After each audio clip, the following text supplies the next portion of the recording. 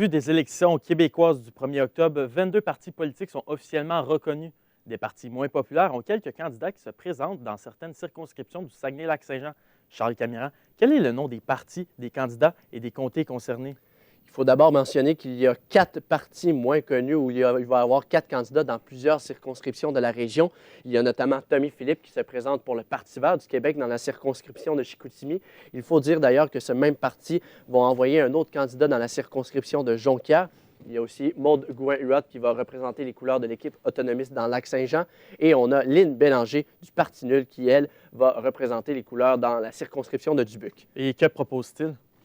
Pour ce qui est du Parti nul, on propose aux électeurs d'annuler leur vote. Donc, au lieu justement d'annuler leur vote, il propose aux électeurs de voter pour le Parti nul un peu pour protester contre le système mis en place dans le système électoral du Québec.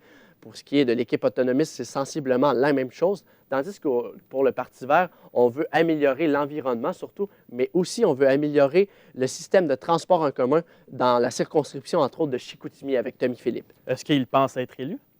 J'ai rencontré 3 candidats dans ces partis et pour les 3, ils pensent que non, ils ne seront pas élus. Ils veulent simplement passer leur propre message, donc c'est-à-dire autant pour le Parti nul que pour l'équipe autonomiste, protester contre le système électoral mis en place au Québec, tandis que pour le Parti vert du Québec et Tommy Philippe, on veut simplement changer la façon de faire au niveau de l'environnement. On veut passer un message clair comme quoi l'environnement, ça ne marche pas au Québec. Que font-ils, mis à part la politique?